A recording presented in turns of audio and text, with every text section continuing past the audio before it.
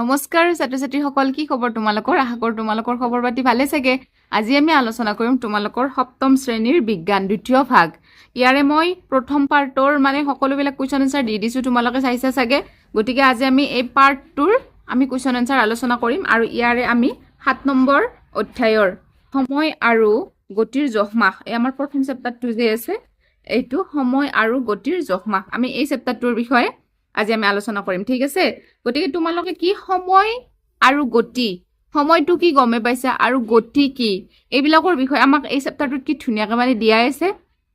গতিকে হয়তো মই এই ভিডিঅ'টোত গোটেইবিলাক গোটেই চেপ্টাৰটো মই সেনেকৈ বুজাব নোৱাৰিম, বহুত টাইম লাগি যাব। গতিকে আমি কি কৰিম, ডাইৰেক্ট প্ৰশ্ন উত্তৰলৈ আহিছোঁ। গতিকে তোমালোকে প্ৰশ্ন উত্তৰবিলাক অকণমান মনোযোগেৰে চাই যাবা, ঠিক আছে। আমি এই চেপ্টাৰটোৰ জৰিয়তে প্ৰশ্ন উত্তৰবোৰ আলোচনা কৰিম, যিটো আমাৰ অনুশীলনী আছে, ঠিক আছে। গতিকে তোমালোকে ভিডিঅ'টো স্কিপ নকৰিব আৰু ভালদৰে অতি মনোযোগেৰে বুজি ল'ব, অ'কে। গতিকে এতিয়া আমাক ইয়াতে কি দিছে আমি চাই লওঁ।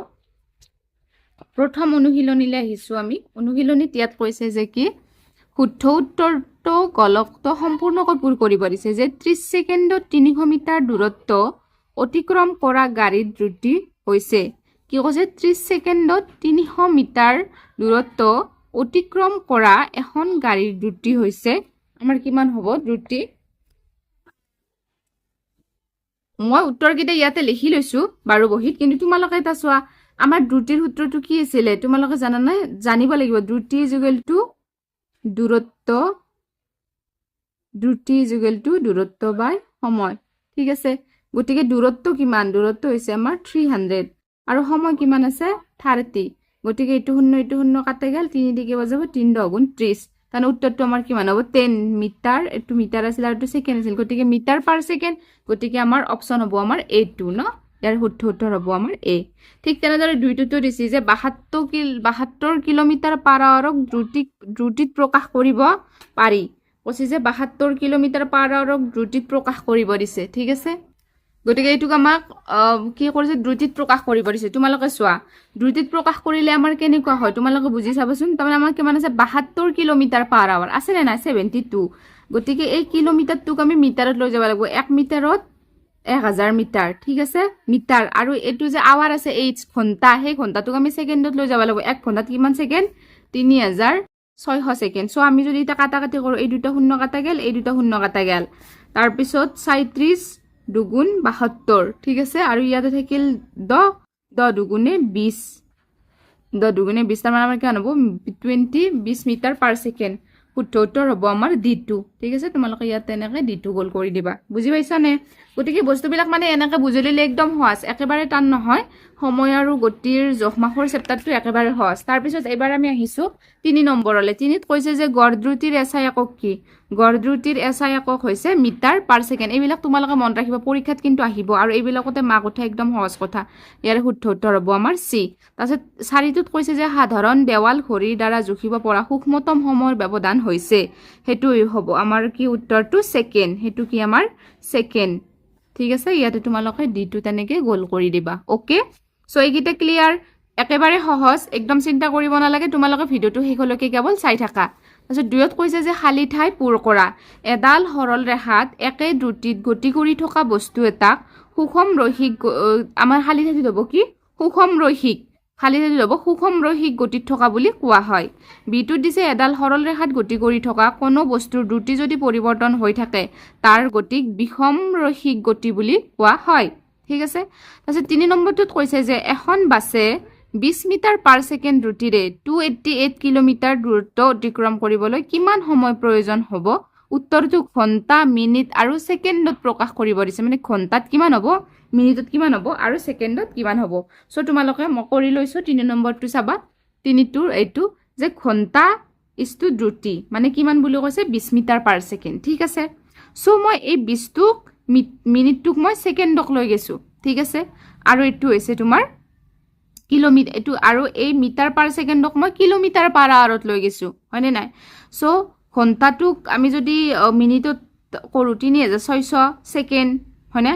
আৰু এই কিলোমিটাৰটোক যদি আমি মিটাৰত লৈ যাওঁ তেতিয়া 1000 কাৰণ 1 কিলোমিটাৰত 1000 মিটাৰ গম পাইছানে 1 কিলোমিটাৰত 1000 মিটাৰ আৰু 1 ঘণ্টা 3600 ছেকেণ্ড সেইকাৰণে 20ৰ লগত এই বস্তুটো পূৰণ দিছোঁ সো এতিয়া যেতিয়া আমি কাটাকাটি কৰিম এনেকৈ এৰে দুটা শূন্য কাটা গেল তাৰপিছত 10 দুগুণে 20 হ'ল 37 দুগুণ কিমান হ'ল 72 কিলোমিটাৰ পাৰ আৱাৰ ওকে ইয়ালৈকে বুজি পাইছা তাৰপিছত দূৰত্বটো আমাক দিয়া আছে 288 কিলোমিটাৰ কিমান দিয়া আছে দূৰত্ব 288 কিলোমিটাৰ আমাক যেহেতু সময় ওলাব দিছি সময়ৰ সূত্ৰটো কি আছিল এনে দ্ৰুতি ইকুৱেল টু দূৰত্ব বাই সময় কিন্তু সময় ওলালে কি হ'ব দূৰত্ব বাই দ্ৰুতি সো আমাক দূৰত্ব দিয়া আছে 288 আৰু দ্ৰুতি দিয়া আছে আমাক 72 হয়নে নাই গতিকে এতিয়া যদি আমি যদি একটা যদি কাটাকাটি কৰো কিমান হ'ব 72 দি ইয়াক 4 বাজ যাব তোমালোকে লংকেও কাটবা পাৰা মই বাৰু ভেৰি দিলো কিমান হ'ল 4 হ'ল মানে প্ৰয়োজনীয় সময় কিমান হ'ল আমাৰ প্ৰয়োজনীয় সময় আমাৰ কিমান হ'ল 4 ঘণ্টা হ'ল হয়না তাৰপিছত এতিয়া মিনিটত ইস্তু প্ৰয়োজনীয় সময় আমাৰ কিমান আছিল এই ঘণ্টাটোক আমি যদি মিনিটত লৈ যাওঁ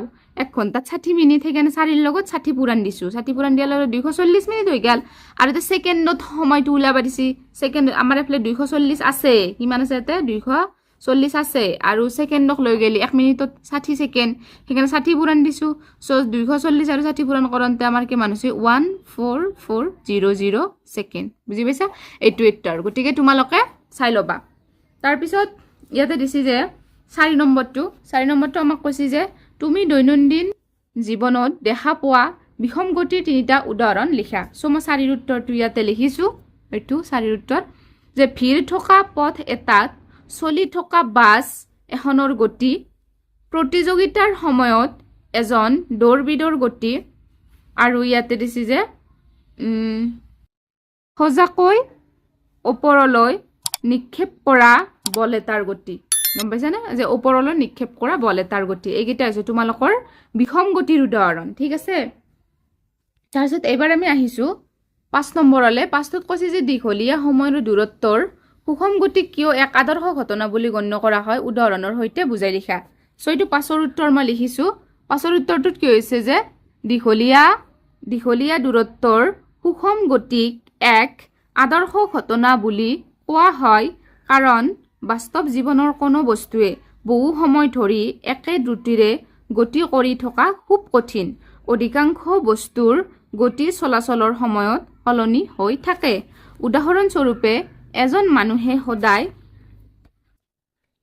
একে দ্ৰুতিৰে খোজ কাঢ়িব বা দৌৰিব নোৱাৰে একেদৰে যান-জঁট আৰু পথৰ অৱস্থাৰ বাবে এখন বাহনেও স্থিৰ দ্ৰুতি বজাই ৰাখিব নোৱাৰে সো এইটো এনসাৰ হ'ব তাৰপিছত ইয়াতে যে দিছে 6 আৰু 6 নম্বৰটো এই 6 নম্বৰটো নালাগে দেই তাৰপিছত ইয়াতে 7 নম্বৰটো দিছে যে তলত দুটা বাক্য দিয়া হৈছে তাৰে এটা উক্তি আৰু আন্তঃযুক্তি যে উক্তিটো এইটো যে জনবহুল চহৰৰ ৰাস্তাৰ মাজেৰে যোৱা এখন গাড়ী প্ৰায়ে বিষম গতিত থাকে যুক্তিটো হ'ল যে কি বিষম গতিত বস্তু এটাই সমান সময়ৰ ব্যৱধানত অসম দূৰত্ব অতিক্ৰম কৰে তলৰ বিকল্পসমূহৰ পৰা শুদ্ধ উত্তৰটো বাছি উলিওৱা গতিকে আমাৰ শুদ্ধ উত্তৰ হ'ব আমাৰ এইটো যে উক্তি আৰু যুক্তি দুয়োটাই সঁচা আৰু যুক্তি হৈছে উক্তিৰ সঠিক ব্যাখ্যা গতিকে তোমালোকে এইটো কিতাপতে চিন্তি ল'বা ওকে তাৰপিছত এইবাৰ আমি আহিছোঁ 8 নম্বৰলৈ 8ত কৈছে যে যিকোনো এবিধ ট্ৰেক আৰু ফিল্ড ইভেন্ট বাছনি কৰা যেনে 100 মিটাৰ 200 মিটাৰ আৰু 400 মিটাৰ দৌৰ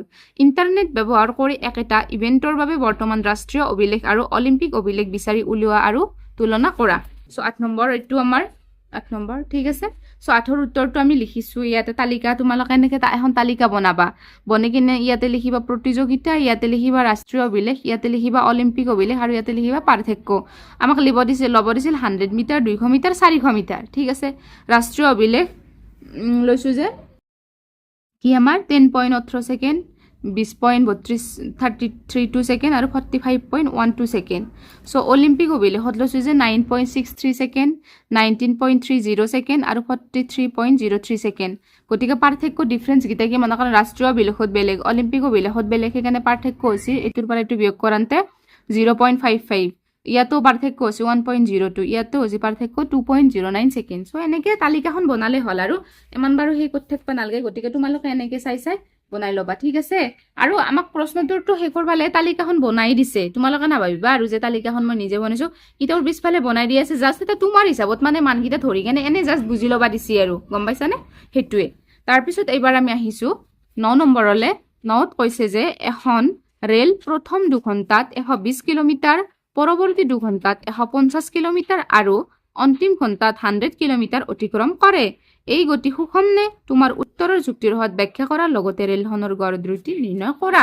সো 9ৰ উত্তৰটো কি হ'ব আমাৰ, যে এই গতি সুষম নহয়, কাৰণ ৰেলখনে সমান সময়ৰ ব্যৱধান অসম দূৰত্ব অতিক্ৰম কৰিছে। এনেকুৱাকে লিখিবা, ঠিক আছে। গতিকে এটা আমি লিখিব লাগিব যে ৰেলখনৰ গড় দ্ৰুতি অতিক্ৰম কৰা মুঠ দূৰত্ব ডিভাইডেড বা প্ৰয়োজন হোৱা মুঠ সময়। গতিকে আমাৰ কিমান আছিল, এটা আছিল 120, 150 আৰু 100। এইখিনি মেইন কি আছিল, আমাৰ মুঠ দূৰত্বখিনি আমাৰ কিলোমিটাৰ আছে, আৰু সময় কিমান আছিল, 2 ঘণ্টা, 2 ঘণ্টা আৰু 1 ঘণ্টা লাগিছিল।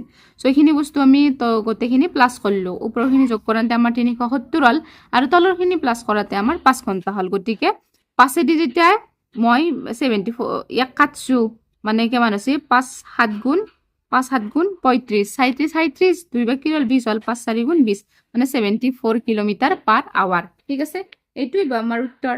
তাৰপিছত এইবাৰ আমি আহিছোঁ 10 নম্বৰলৈ। 10ত কৈছে যে পাৰ্থই তেওঁৰ বন্ধুক 60 কিলোমিটাৰ দূৰত্ব এখন চহৰত লগ কৰাৰ সিদ্ধান্ত লয়। তেওঁ ৰাতিপুৱা 8 বজাত তেওঁৰ স্কুটাৰত যাত্ৰা আৰম্ভ কৰে আৰু প্ৰথম 30 কিলোমিটাৰৰ বাবে 40 কিলোমিটাৰ পাৰ আৱাৰ দ্ৰুতিত যাত্ৰা কৰে। যান বাহনৰ বাবে তেওঁৰ গতি মন্থৰ হয় আৰু পৰৱৰ্তী 20 কিলোমিটাৰ 30 কিলোমিটাৰ পাৰ আৱাৰ দ্ৰুতিত অতিক্ৰম কৰে। তাৰ পাছৰ 10 কিলোমিটাৰ ৰাস্তাটো ভাল হোৱাৰ বাবে তেওঁৰ গতিবেগ 60 কিলোমিটাৰ পাৰ আৱাৰলৈ বৃদ্ধি কৰে। সেনেকৈ কৈছে। চ' ইয়াতে কৈছে পাৰ্থই কিমান সময়ত গোটেই যাত্ৰাটো সম্পূৰ্ণ কৰিছিল। তাৰমানে এই প্ৰশ্নটোৰ ওপৰত, প্ৰশ্নটো মনোযোগেৰে পঢ়িবা দেই, জটিল আছে অকণমান, ইয়াতে মেইন কথাখিনি সোমাই আছে। গতিকে তুমি প্ৰশ্নটো ভালকৈ পঢ়িলে এইকেইটা প্ৰশ্নৰ উত্তৰ কৰিব পাৰিবা, গম পাইছা। এইটোৰ আধাৰত এই 5টা কুৱেশ্যনৰ উত্তৰ আমি কৰিব লাগিব। চ' এতিয়া আমি 1 নম্বৰটো কৰোঁ। 1 নম্বৰটোত আমি কি কৈছে যে প্ৰয়োজন হোৱা সময় দূৰত্ব বাই দ্ৰুতি। চ' প্ৰথম 30 কিলোমিটাৰৰ বাবে, প্ৰথম যিহেতু 30 কিলোমিটাৰ গৈছিল, আমাৰ কিমান আছিল, প্ৰথম আছিল আমাৰ দূৰত্ব আছিল 30 কিলোমিটাৰ আৰু দ্ৰুতি আছিল 40 কিলোমিটাৰ পাৰ আৱাৰ, হয় না। তাৰপিছত আমি যেতিয়া কাটাকাটি কৰিলোঁ, এইটো শূন্য কাটা গ'ল, 3/4 আৱাৰ হ'ল। ঠিক আছে, তাৰপিছত কৈছে যে এইবাৰ নেক্সট পৰৱৰ্তী 20 কিলোমিটাৰৰ বাবে, 20 কিলোমিটাৰৰ বাবেও কৰিলোঁ চেম নিয়ম, কিমান হ'ল, 2/3 আৱাৰ হ'ল। শেষৰ 10 কিলোমিটাৰৰ বাবে, 10 কিলোমিটাৰৰ বাবেও কৰিলোঁ, কৰোঁতে 1/6 হ'ল, গম পাইছা না, এইটো নিয়মতে। এতিয়া গোটেই যাত্ৰাটো সম্পূৰ্ণ কৰিবলৈ গোটেইকেইটাত প্ৰথমটোত পাইছিলোঁ 3/4, নেক্সটটোত পাইছিলোঁ 2/3 আৰু সেইটোত পাইছিলোঁ 1/6। চ' গোটেইকেইটা প্লাছ কৰিলোঁ, লসাগু ওলালোঁ 12 হ'ল, অন্তে 7 3 গুণ 12, 3 3 সৰু সেই 3টো আৰু 3ৰ লগত পূৰণ হ'ল, 3 3 গুণ 9 যোগ 3 দি 12ক 4 বাজ যায়, সেই 4টো 2ৰ লগত পূৰণ, 4 2 গুণ 8 যোগ 6 দি 12ক 2 বাজ যায়, সেই 2টো 2 1 গুণ 2। তাৰপিছত গোটেইকেইটা যোগ কৰোঁতে আমাৰ কিমান হ'ল, 19 হ'ল, তলত 12 হ'ল, ইমান আৱাৰ হ'ল। চ' এইটোক যদি মই সমষ্টি হিচাপে ভাঙোঁ, 12 গুণ 12, 12 7 19, চ' ইমান আৱাৰ হ'ল। গতিকে 1 ঘণ্টা, আৰু এইটোক মই কি কৰিছোঁ, এই আৱাৰখিনিক, এইটো যে এইচ আছে, এই আৱাৰখিনিক মই মিনিটত লৈ গ'লোঁ, মিনিটত লৈ যোৱাৰ কাৰণে 60 পূৰণ হ'ল। তাৰপিছত 1 আৱাৰ প্লাছ কাটাকাটি কৰোঁতে আমাৰ কিমান হ'ল, 12 5 গুণ 60, 7 5 গুণ 35 মিনিট হৈ গ'ল এইখিনি। চ' এইটো কিমান হ'ল, 1 ঘণ্টা 35 মিনিট। ঠিক আছে, এতিয়া আমি ইয়াৰে কি কৰিলোঁ, মেইন আমি বস্তুখিনি উলাই ল'লোঁ, কিন্তু তাতে আমাক আকৌ 5টা পইণ্ট দিয়া থোৱা নাছে, 5টা পইণ্ট যি দি থৈ দিছে। ফাৰ্ষ্ট আমি আগে ইয়াৰে ওপৰত বস্তুখিনি কৰি ল'লোঁ, এইবাৰ আমি আহিম এই 5টা কুৱেশ্যনৰ ওপৰত, এই 5টা কুৱেশ্যনৰ ওপৰত মেথছটো কৰিম, গম পাইছা। ফাৰ্ষ্ট এতিয়া আমি আছোঁ এই 1 নম্বৰটোত। ইয়াতে আছে যে পাৰ্থই কিমান সময়ত গোটেই যাত্ৰাটো সম্পূৰ্ণ কৰিছিল। ইয়াতে আছে পাৰ্থই কিমান সময়ত গোটেই যাত্ৰাটো সম্পূৰ্ণ কৰিছিল, যে পাৰ্থই 1 ঘণ্টা 35 মিনিটৰ পাছত ৰাতিপুৱা, তাৰমানে কি 9:35 বজাত গোটেই যাত্ৰাটো সম্পূৰ্ণ কৰিছিল। ঠিক আছে, তাৰপিছতে 2টোত কৈছে যে পাৰ্থই ভ্ৰমণ কৰা মুঠ দূৰত্ব কিমান। চ' ইয়াৰ উত্তৰ হ'ব, পাৰ্থই ভ্ৰমণ কৰা মুঠ দূৰত্ব 60 কিলোমিটাৰ। ঠিক আছে, তাৰপিছত 3টোত কৈছে যে গোটেই যাত্ৰাৰ বাবে পাৰ্থৰ গড় দ্ৰুতি নিৰ্ণয় কৰা। গোটেই যাত্ৰাৰ বাবে পাৰ্থৰ গড় দ্ৰুতি কিমান আছে, আমাৰ দ্ৰুতি যে গ'লে দূৰত্ব বাই সময়, এইটো পাইছিলোঁ আমি 60 কিলোমিটাৰ, আৰু আৱাৰটো কিমান আছিল, আমাৰ 19/12 আছিল, হয়নে নাই, 19/12। যেতিয়া মই এইটোক হৰণটো পূৰণ কৰি দিলোঁ, উল্টি যাব, মানে কি হ'ব, 19টো তলত আহিব, 12টো ওপৰত আহিব।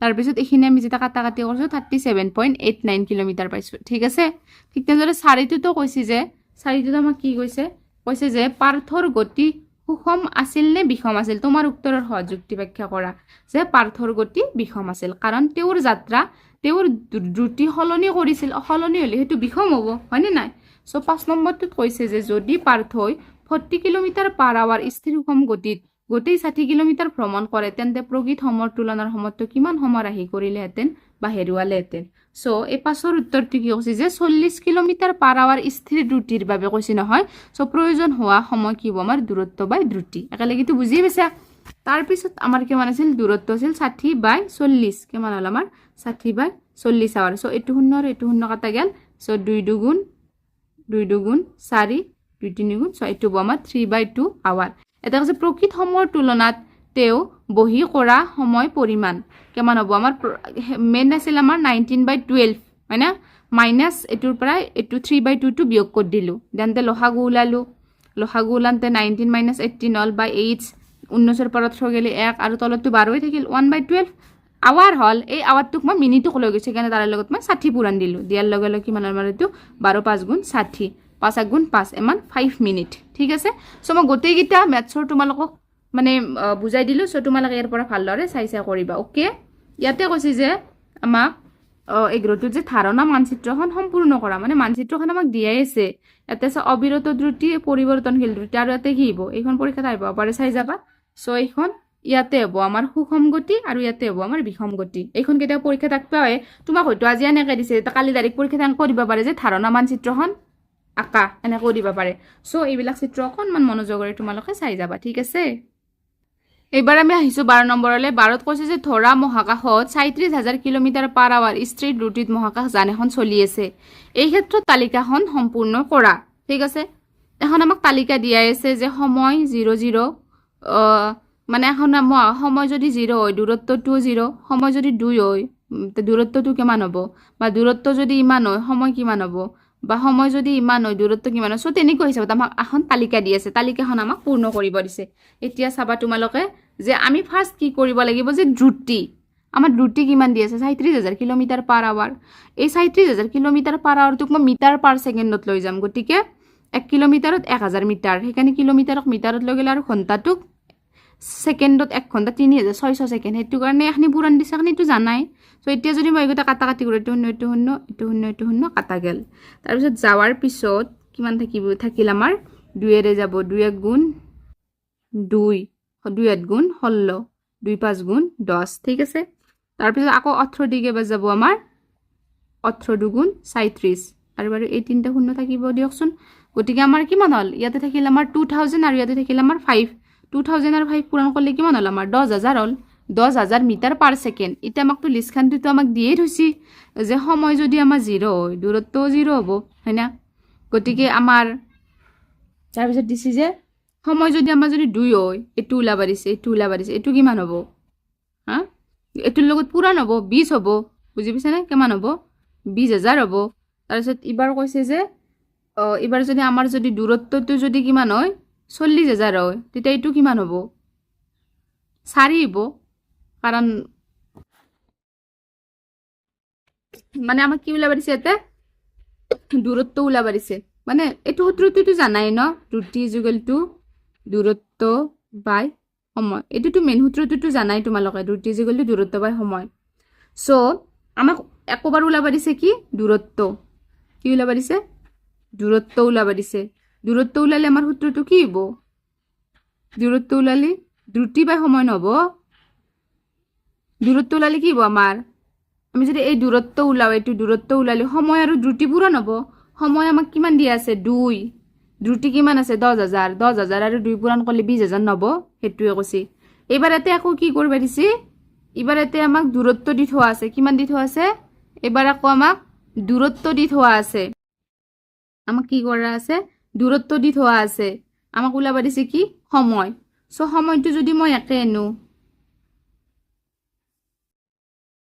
সময় মানে সময় ওলাব দিছে সময় ওলাব দিলে কি হ'ব ইয়াতে হ'ব আমাৰ দ্ৰুতি আৰু ইয়াতে হ'ব আমাৰ দূৰত্ব কাৰণ দূৰত্ব আমাক দিয়া আছে সময় ওলাব দিছে দূৰত্ব আমাক কিমান দিয়া আছে 40000 দিয়া আছে আৰু দ্ৰুতি কিমান দিয়া আছে আমাক 10000 দিয়া আছে নে আছে সো এইকেইটা শূন্য কাটা গেল এইটো শূন্য কাটা গেল 1/4 মানে কি 4/1 মানে কি 4 না এখানে 4 হইছে সো সূত্রকেইটাত পাতি দিলে কি সহজ বুঝি পাইছা এবার আমাক 6 দিয়া আছে সো দূরত্ব কেমন হবো পূরণ হবো রুটি আর সময় পূরণ হবো 6 আর 10,000 পূরণ করলে 60,000 হবো গম পাইছা নে তাৰপিছত ঠিক তেনেদৰে এবাৰ আমাক এইটো দিয়া আছে এইটো ওলাবা দিছে এবাৰ হৰণ হবো মানে কি বলো 80,000ক যদি মই 10,000 দি যদি হৰণ কৰো কেমন হবো 8 হবো ঠিক তেনে এবাৰ আমাক এইটো দিয়া আছে এইটো পূরণ করলে হরণ করলে আমার কেমন হবো মানে আমাক 10 দিয়া আছে মানে দূরত্ব ওলাবা দিছে দূরত্ব ওলাবা দিলে আমার কি হয় দূরত্ব ওলাবা দিলে আমার সময়টো আৰু সময় আৰু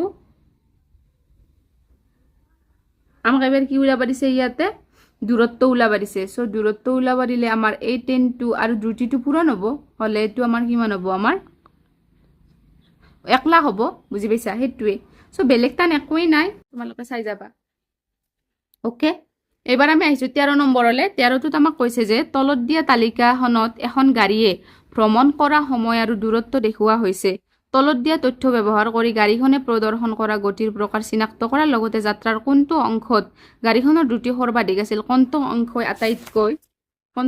আটাইতকৈ মানে লেহেম গতিত আগবাঢ়িল নিৰ্ধাৰণ কৰা অৱশেষত সমগ্ৰ যাত্ৰাৰ বাবে গাড়ীখনৰ গতি নিৰ্ণয় কৰা আমাক মানে এই তালিকাখন আমাক দি থোৱা আছে ইয়াৰে আধাৰত আমাক কি কৰিব দিছে সমগ্ৰ যাত্ৰাৰ বাবে গাড়ীখনৰ গড় গতি নিৰ্ণয় কৰিব দিছে ঠিক আছে সো মই ইয়াতে 13 নম্বৰ উত্তৰটো লিখি লৈছো এইটো এনসাৰ যে গাড়ীখনে প্ৰদৰ্শন কৰা গতিৰ প্ৰকাৰ হ'ল বিষম গাড়ীখনৰ দ্ৰুতি সৰ্বাধিক থকা যাত্ৰাৰ অংশটো হ'ল 40 ছেকেণ্ডৰ পৰা 50 ছেকেণ্ডলৈ গাড়ীখনৰ দ্ৰুতি আটাইতকৈ লেহেম হোৱা যাত্ৰাৰ অংশটো হ'ল 30 ছেকেণ্ডৰ পৰা 40 ছেকেণ্ডলৈ গতিকে গাড়ীখনৰ গড় দ্ৰুতি কিমান হ'ব আমাৰ 300 মিটাৰক 50 ছেকেণ্ডে হৰণ কৰিলে আমাৰ কিমান হ'ব এটো শূন্য আৰু এটো শূন্য কাটা গেল সো 5 দি 30 ক কেবা যাব 6 বাৰ 5 6 গুণ 30 মানে 60 মিটাৰ পাৰ সেকেন্ড গতিকে মই তোমালোকক গোটেইবিলাক কোৱেশ্চন আনসাৰ দি দিলো আশা কৰো তোমালোকে ভিডিওটো চাই ভাল পালে গতিকে ইয়াৰ এপিসোড মই স্ক্ৰিনত দেখাই দিছো তোমালোকৰ এবাৰ আহি আছে চেপ্টাৰ নম্বৰ 8 টো চাই লোৱা ঠিক আছে আজিলৈকে ধন্যবাদ